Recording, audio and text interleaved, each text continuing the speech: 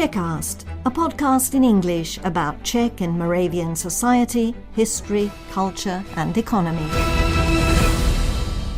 Hello and welcome to Czechast, the podcast in English about all things Czech.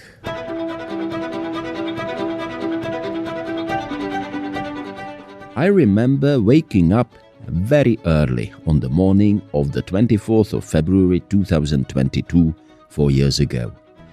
As I checked the news on my cell phone, I thought, so he did it. He, of course, was Russian President Vladimir Vladimirovich Putin, and what he did was that he launched a full-scale invasion of Ukraine. For many of us, that day felt like a rupture, a moment when history, which we sometimes imagine as something distant, suddenly broke into the present. So, when I'm recording this today, we mark the 4th anniversary of that invasion. And I thought this would be the right moment to revisit one of the most powerful and personal conversations I've recorded for this podcast. My guest was Jan Trčka, a Czech citizen who left his civilian life behind and volunteered to fight for Ukraine. In our conversation, he spoke with striking moral clarity about what he sees as a battle between freedom and tyranny. He described the reality of the front line, the imbalance of forces, the fear, and also the conviction that some principles are simply not negotiable. I won't be adding any new commentary today. Instead, I'll just replay our full interview from last year, because I think Jan's words perhaps resonate even more strongly now.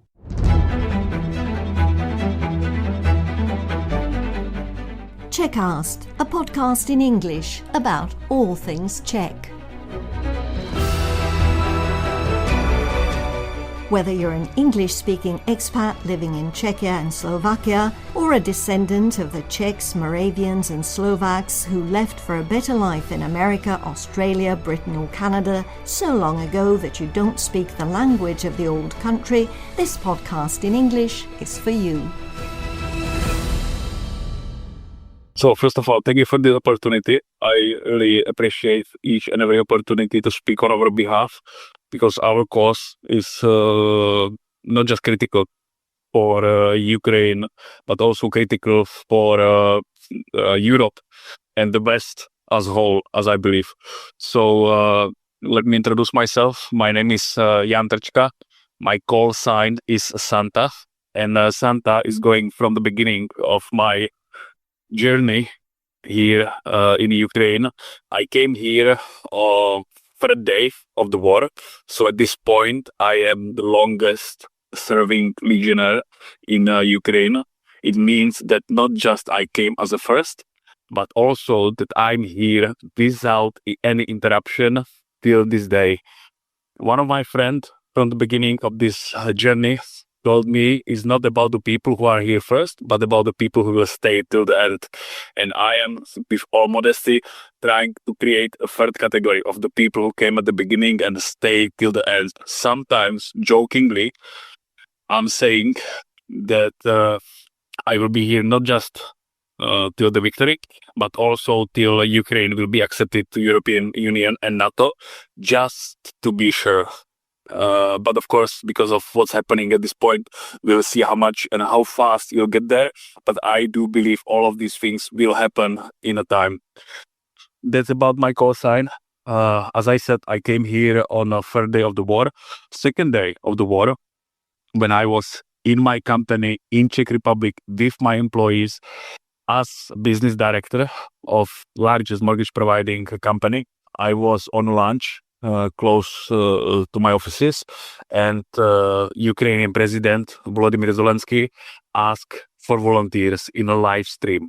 I did not even finish lunch. I came home, I took a t-shirt, trousers, extra shoes. I write Last Testament. I say bye to my parents and I went to Ukraine. I came after 60 hours of drive with many issues because they didn't want to let me into Ukraine because of the war and stuff like that. Luckily, I get to Ukraine. I spent a few days in Lviv searching for a unit or a military base where I can be accepted. After a few days, I found such a place and I joined Ukraine Armed Forces on 1st of March 2022. And since that day, I'm here and I'm serving in various roles and various positions. But what's the most important for me, I'm serving all the time just for International Legion for Defense of Ukraine, meaning coalition of volunteers from all over the world.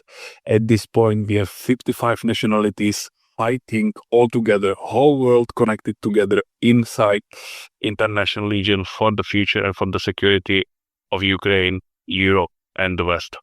Just out of curiosity, you mentioned, I think, 56 nationalities, right, in the International Legion? Yeah, 55, sorry. I would assume there are a lot of Poles. Are there a lot of Czechs as well? There is a lot of Czechs, there is a lot of Poles, you are right. It's not just because we are close to Ukraine, but it's also that these nationalities, especially Poles and especially Czechs, know how it feels to be occupied or under heavy influence of imperialistic Russia and their communist ideologies. So we who better understand have much higher and cleaner motivation to actually fight, because for us it's much more fighting for what's ours rather than for security concerns or anything else. Can you share just roughly whereabouts are you in Ukraine? Is that okay? Sure.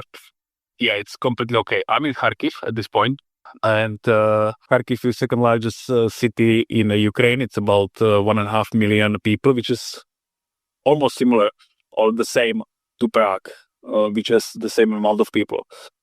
We are very close to Russian borders, something around 20 or 30 kilometers, and we are actually fighting 15 kilometers from Kharkiv. So we are bombed on daily basis. We have casualties on weekly basis, and we are fighting just 15 kilometers from Kharkiv. So no matter it's a major city with 1.5 million people, we hear, we see, and we are involved in all this fighting. Just 2 weeks ago, the military hospital, which is in the city center of Kharkiv, was bombed naturally as Russians, because those are their favorite targets. So that's our position. It's also position of our main base as 3rd Battalion of Special Forces within International Legion, which I'm part of. And from here, we move forward wherever we are the most needed. So at this point, we are fighting in Kharkiv region, defending another open Russian front. And slowly at this point, we are also moving to Luhansk region.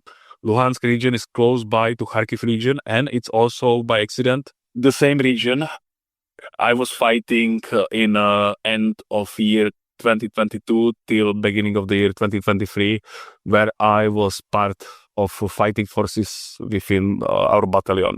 Before that and after that, I was working in logistics. Before that, since the beginning, when I signed my contract, I was in military base close by Lviv, which was also bombed on 13th of February, which is famous airstrike. Russians call it, we killed hundreds of foreign fighters. I was there. There was 0 death, of course. Naturally, you can recognize how Russians are lying. They're usually moving the mouth. That's how you can recognize it. And I became part of, let's say, command structure. And our task was officially found Foreign Legion within Ukrainian Armed Forces, which is actually the project in progress till this day. As I became part of these command forces, with the task of founding the legion, I moved from that base further to Rivne for training, which is mandatory for all foreign fighters or Ukrainian fighters, no matter what. And from there, I was scheduled to move to Kharkiv to join at that time our fighting forces, but I was called to command offline forces, command of all forces fighting on the ground, to Kyiv, to the office where I continue with this mission of founding the Legion and providing as much support logistically as possible at that time. After that, as I said, I was fighting since September till January 2023. And after 4.5 months of fighting, where I almost died on my last mission, where I was fighting on close distance of 150 meters, which is around 450 feet, with two the most modern Russian tanks, T-92M Prorif, which exactly knew where we are and tried to kill us for 8 hours.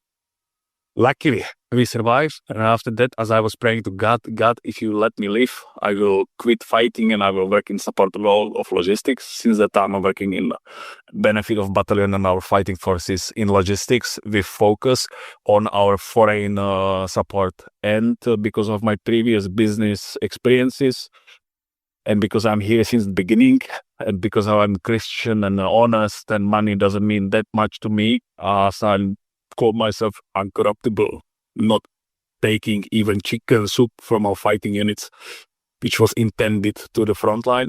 People trust me, and I'm working as a trustee between the people in foreign countries who wants to help as much and as effectively as possible, and our fighting units on the front line. I'm creating this intermediary, which is making sure that 100% of the money you dedicate to support us or you send us will get to the purchases of the items and equipment we need to fight, to survive, and to be comfortable in the environment which we are. So that's about my introduction in a short. I think you already indicated it, but okay, now you work in logistics. You are kind of intermediary between the people who want to help, probably mostly in the West, and Ukrainian military. But when you said I was fighting and you were fighting against tanks, for people who have never been to war, what sort of fighting are you talking about? What were you doing? Yeah, so to be a bit more specific, there are 3 kinds of war, or 3 levels of intensity of war. High intensity is typical First World War and Second World War. It means that the millions of people are going against each other and tens of thousands of people are dying every week.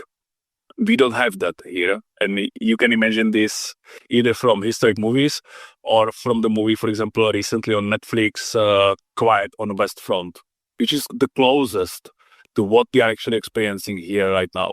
The medium intensity means what we have here, which is around 1.5 million people, soldiers on the side of Ukraine, and 1.8 million Russian soldiers on their side, and going against each other with thousands of death every week. Then you have low intensity wars, and that's usually American wars, meaning we invaded Afghanistan, we have invaded Iraq, we had invaded in the name of spread of democracy and other reasons, these countries where you have much stronger army on one side, and you have some usually rebellions or volunteer fighters on the other side.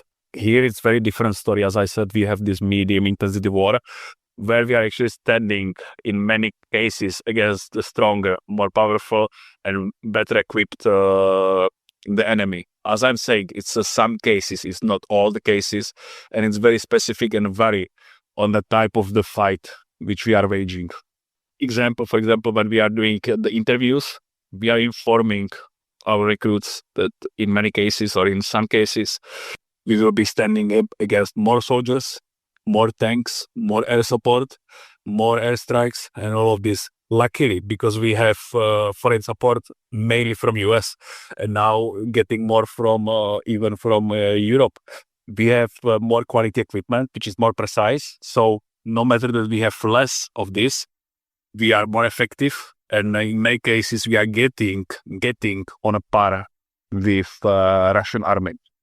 And as you may have heard, during these last years of war, world fought that Russia has the second largest army.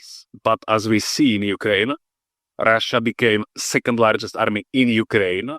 And when you saw last year, when Prigozhin tried to make a coup in Moscow, when he took his Wagner's armies or Wagner soldiers against Moscow, we could see that the Russian army was actually second, even in Russia. So all this porcelain or this glass elephant is breaking, and we are seeing that Russia is nothing more than a group of chaotic badly organized, mobilized people which doesn't want to be here, which doesn't want to fight, which doesn't want to die for no reason, fighting sovereign, independent country of Ukraine. And we believe and we are here to defend, to protect, and to win. And we believe we will be able to do so in next years. You are absolutely right that the Russian army, even during the first days when a lot of people around the world, I dare say majority of people thought that, Kiev is going to fall pretty soon. President Zelensky is probably going to run away somewhere in the West. And they failed. Nevertheless, there are so many Russians. They have such huge reserves. Doesn't that at least make you doubt a little bit about the result of the war, whether Ukraine is able in long term to defend itself? If we doubt ourselves standing. Yeah, because Russians are so numerous, and no matter how chaotic they might be, it's just the sheer numbers, the reserves that they have, that make them, unfortunately, very strong. Yeah, they have up to 5 times more people, and they have several times more money and financing for their war effort. At this point, really huge part of their GDP is going just to war effort, because they switched all infrastructure, all industry just to war effort. So, of course, we doubt ourselves, and we have these moments when the struggle seems lost. But we don't have any choice. This is our home. We don't have anywhere to withdraw. We don't have anywhere to leave. This is our home, and we are fighting for it. We as a soldiers has a saying that we are standing on the line because behind us are women, elderly, and children, which we need to defend. And we are standing against this evil, against this Russian imperialistic kingdom trying to conquer the world. As they are saying themselves trying to do, and we are standing against it. So we are not protecting just the women, elderly, and children behind us, we're protecting also Europe. And mainly we are protecting the West. The democratic, independent Christian values which we have on the West, that's what we are actually defending. And I was in another interview 9 months ago, and I had the question, what would mean the peace for us, or how we would deal with the peace, or how we are thinking about the peace. And I explained that there is not, and there will not be any peace with Russia, because peace for Russia would mean implosion.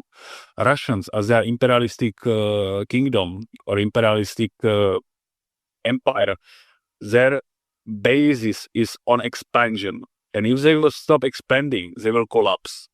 As I said in the interview, there is no chance for Russia to stop and to start asking questions about their internal politics, about issues they have in Russia, like not having freedom, like not having freedom of speech, like not having internet, which many people doesn't know, that to be able to get the phone number or internet access in Russia, you need to go to 3 or 4 different government entities to get this permission.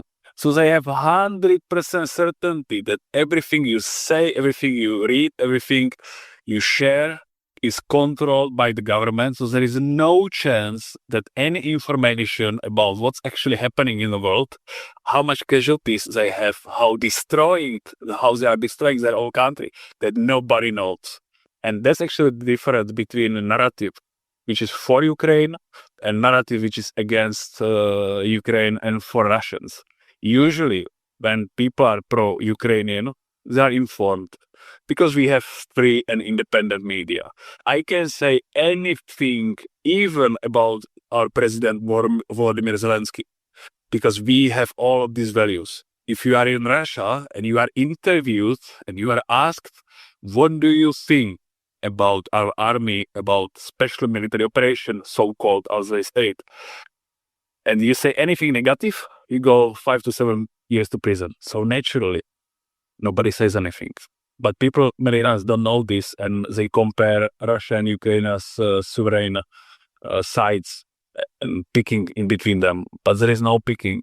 On one side, there is democracy, independence, freedom of speech, and being part of the West. And on the other side, you have virtually Russia, China, which are communist parties without freedom of speech, without any of these values which we hold inside us very valuable. There is North Korea, there is Iran, there is Sudan, and these countries, as we may see on last resolution about aggression of Russia, which was called in UN, when USA unfortunately stamped for the first time on a side with Russia, with Iran, with Sudan, with North Korea as a group. So unfortunately, we are getting to the situation where we cannot anymore trust Americans. And I can tell you, it all started, of course, a bit sooner, but it escalated during interview of President Trump and our President Volodymyr Zelensky in Oval Office, where all this craziness on all hell let loose. And since that time, we know we cannot rely on Americans. We know we cannot trust Americans. We know we can now see, and it really already changed, any support from USA as a bonus. As a bonus from what we have inside already from us within Ukraine and from our European partners. So there's the change which happened recently, and there's the thing which makes it much harder. But no matter that, there is nothing which will stop us from defending our home. You are on the ground. Can you actually feel the kind of shortage, I suppose, of material and support from the side of the United States? Is it already felt, really, or is it a thing that will gradually become more and more kind of pressing? You need to divide these questions to two parts. One is macro and one is micro. Macro meaning you are asking about support of whole Ukrainian army. And another is support of us as a foreigners fighting within international region. So let's start with the army. We will feel this within next 5 or 6 months because we have stocks of all the weapons and all the shells and everything. So if Americans will continue this narrative that actually war in Europe is not that important, as Trump and Rubio are saying recently, and they may focus on somewhere differently because now everybody sees that and I will not speak about the American president and how badly we all know who he is and how he behaves and what his mental status is. He said, I will solve it in one day, even before I will become president. Naturally, he will never do this. He will never solve it, even during his presidency, because he just ensured he will never do it. So we will feel this within 6 months. We are getting ready. And because our European partners understand this, we are ramping up. So Rheinmetall, for example, largest German manufacturing shell company, was manufacturing something around 75,000 shells a year before war. First year of war, they started about, I think, 150, 200,000. Then next year, 33, it was something around 500,000. Last year, it was 750,000. Next year, it will be possibly 1.5 million, which is much more than Americans, for example, will be producing. So Europe is ramping up. Europe is ramping up its military industry, its armies, and becoming the partner to be as a new partner instead of US, which is actually not willing, unfortunately, which is not willing anyway, to continue with our support. So that's macro look. Micro look is completely different, which is kind of shocking.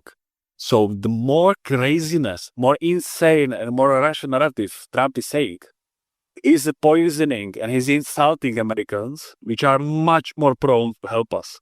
So actually, worldwide, but mainly in the US, people are helping incomparably more than before. I mean, before Trump presidency.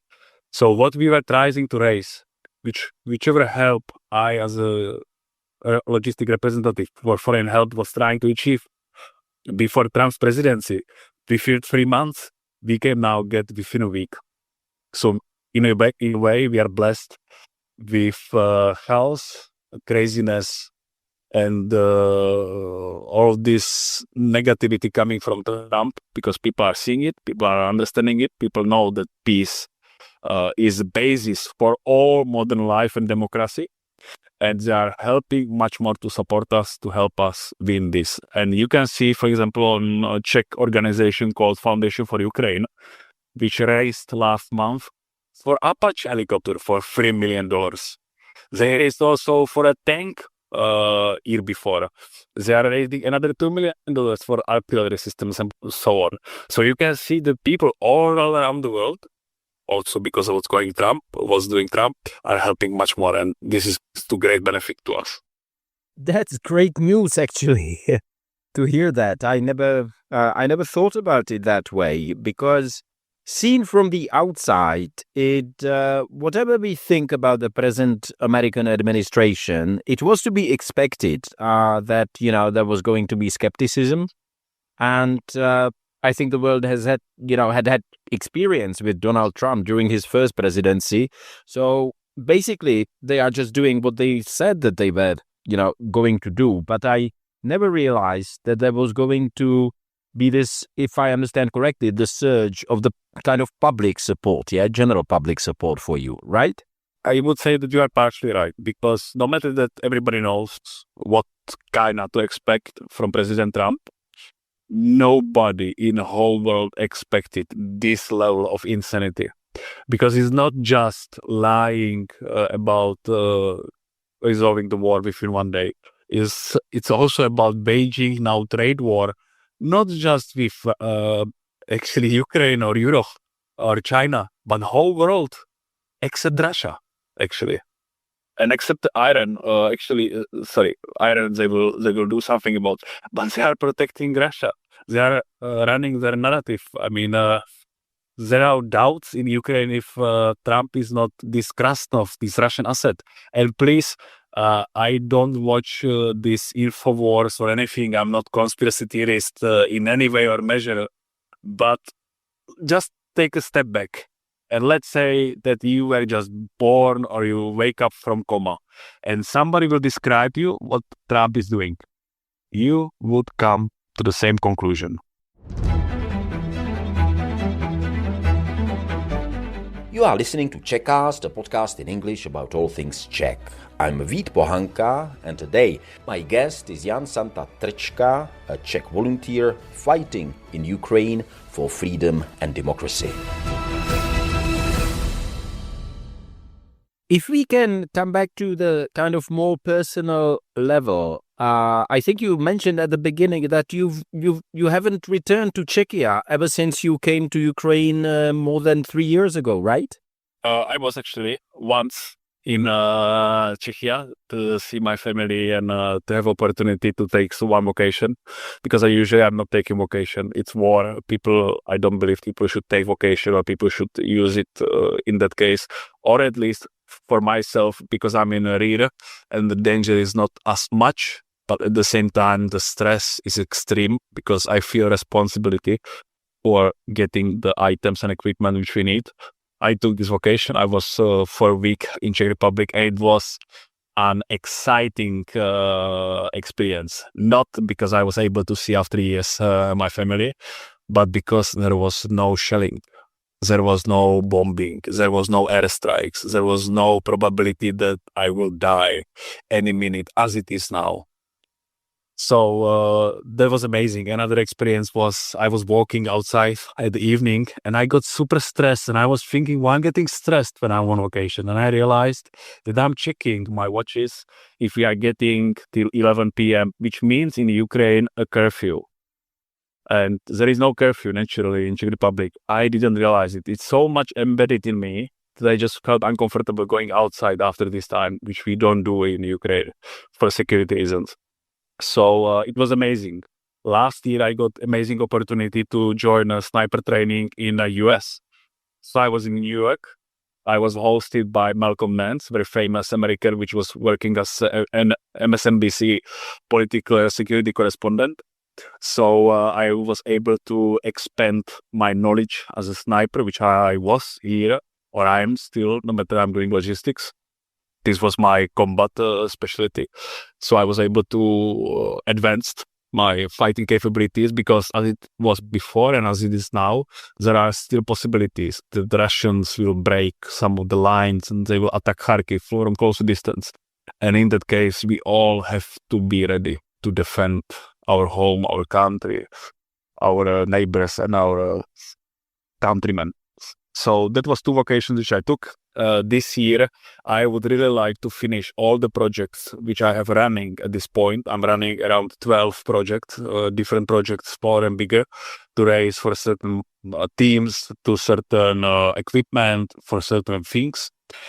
And I'm completely exhausted. So I hope if I will be able to finish it within the next 2 or 3 months, I will take a month vacation where we just lay somewhere and just get some rest.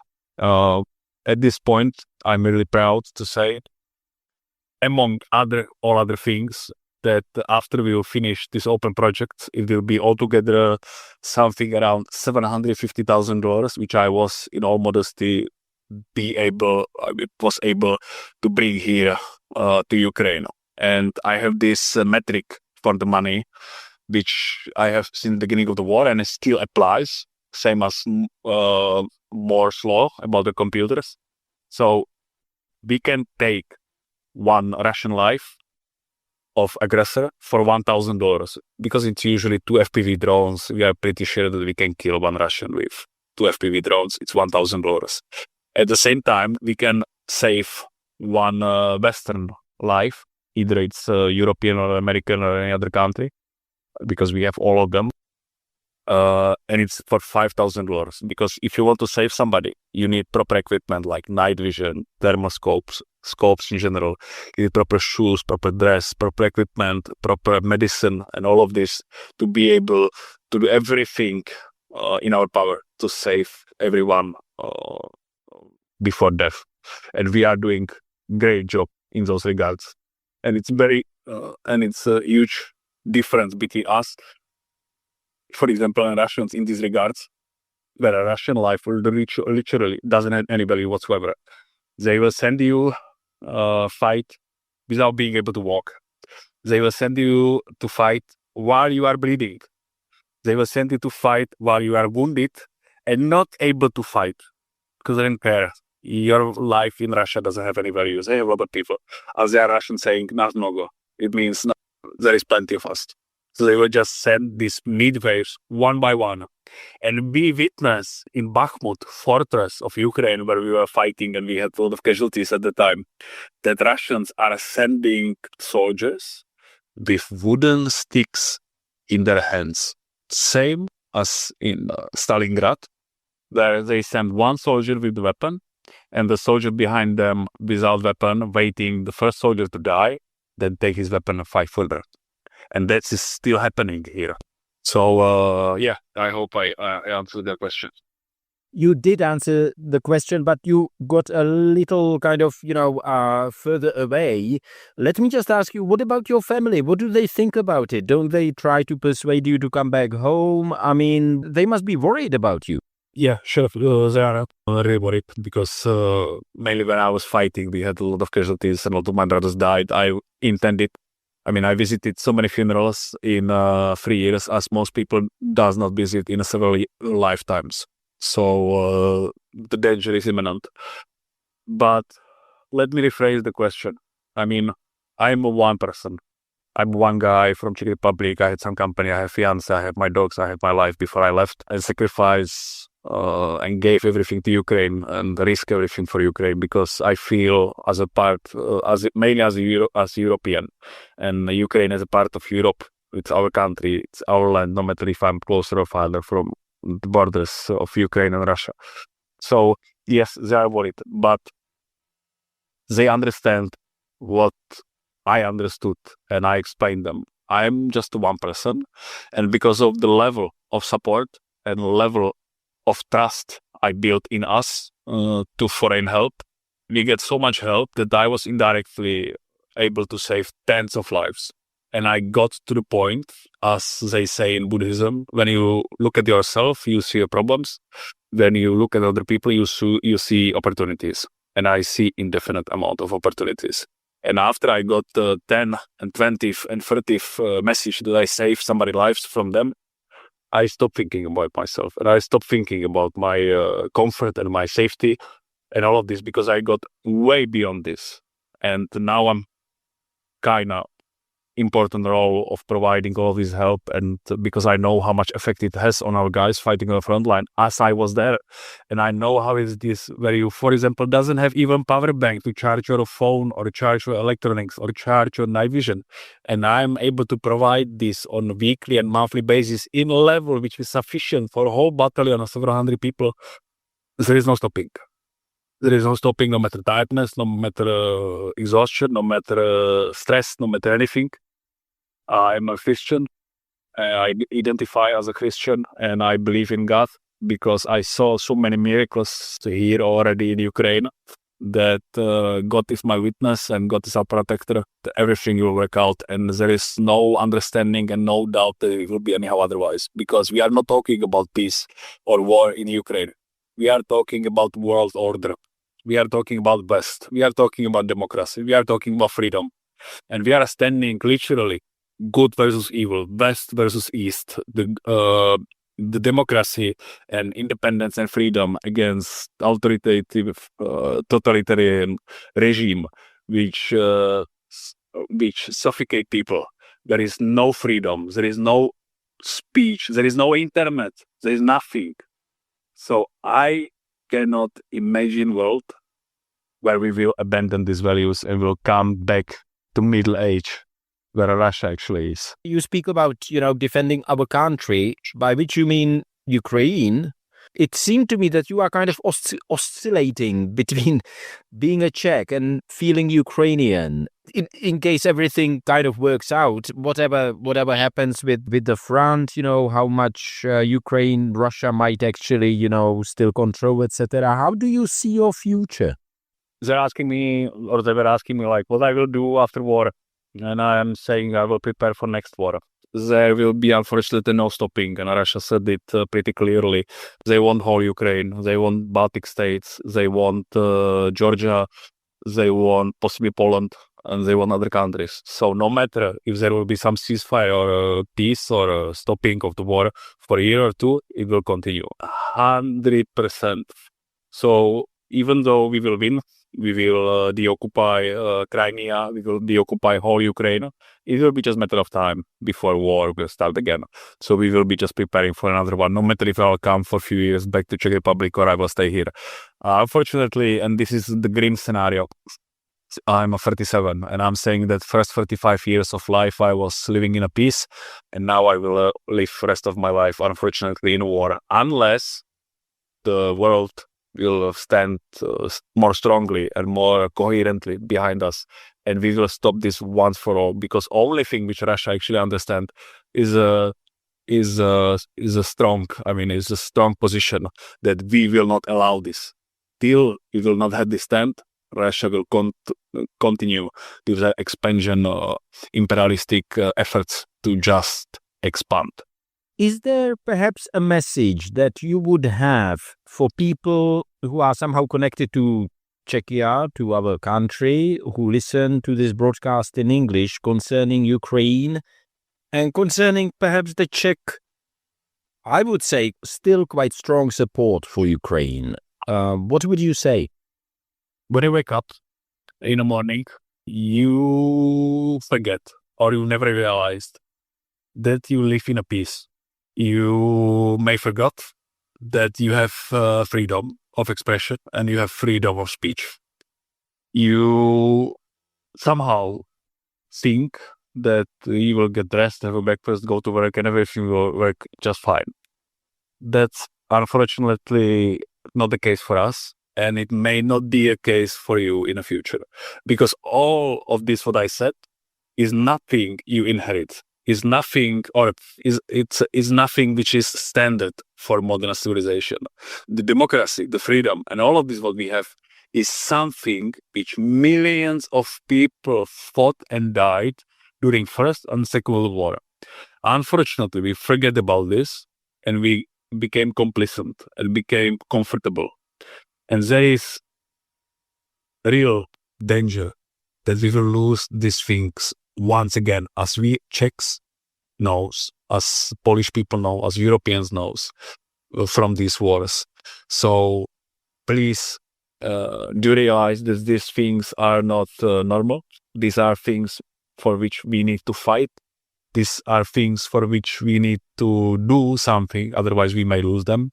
And we are seeing this in Ukraine. And the question is if the support, your support, will be strong enough so we are able to stop it, or it will be spread. And then, as I said like a year ago in different interview, in regards of the peace, there are three options. We may either lose millions of people, which we at this point lost millions on both sides. We will lose millions. Or there is a second option, which means that we will lose whole nation. I mean, Ukrainian nation of 44 million people before war. Or we may lose the West, the world order, which we relied on last 250 years. And as insane it sounded to me when I was saying this a year ago, it seemed the question of today's, because of what Trump is doing, because of Trump's alliance with Russia, and all of this, that West, not just these millions of people may die, that not just we may lose Ukraine, but we may lose West as it is. And then everything is possible. And we cannot allow this to happen. This is the question. This is the task of our generation. And it's all happening here in Ukraine right now, today. So whatever you can do, even $50, even $500, even $2. Somebody was asking me, if I have $10 or $5, what can I do? What difference this can make? I can tell you what difference it can make. You can buy one AA battery, which costs 50 cents, $1 maybe. And this battery is the difference between life and death if you can charge your night vision while you are fighting. And I can tell from my experience, one of my friends died because he didn't have this battery. He went to fight during the morning and he went to the trenches and he was shot to his head by Russian because he did not see him. So everything makes difference. And as I read it on internet, and I think it's a really nice quote, fight with the evil which you can. Pick whatever you can, do something. Because it's the same as people were saying about Second World War. If I would be in Nazi Germany and I knew what they were doing to Jews, I would help. Of course you would not help. Or many people would not help. Same as many people are not helping today. Many people would be on the side of Nazi Germany. As many people, no matter for which reason, are on the side of Russia. No matter how crazy it is for everybody who thinks, who have any knowledge, who have any understanding, or who has even high school education and knows the history of what Russia is doing. So do whatever you can, because now the future is literally deciding for all of us, not just for Ukraine. Possible if it's not, if it's not a sensitive, confidential information. In the international settings where you are there dozens of Czechs? Are there hundreds of Czechs? Are there only individual people from Czech Republic? Unfortunately, I cannot comment on specific numbers because it's classified information. Same as how big is International Legion and this information. I can tell you what is public. And public is that there is 20 to 40,000 foreign fighters in Ukraine. Many of them are within the International Legion. But what's more important than how many Czechs or any other nationalities there is that the Czech language, Czech country and Czech help to Ukraine is visible everywhere. And for me as a Czech, it's for the first time actually in my life, huge honor to be here amongst our countrymen, among Ukraine, amongst Westerners, to be as a Czech and to be thanked for our help of Ukrainian refugees, for our help mainly from our president, Mr. Pavel, and his ammunition initiative, for opening as the first Czech embassy, and many other things for which I'm recognized here as a Czech, as a country which is helping so much, which is something completely different to Americans which are walking and apologizing for American government and American president, because none of them agrees with any of that what he's saying, and they are humiliated as everybody, same as everybody, because of Trump.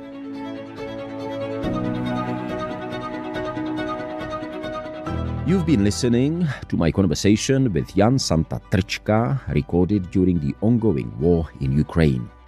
Thank you for listening. Stay safe, stay healthy, stay curious, and as we say in Czech, naslyšenou.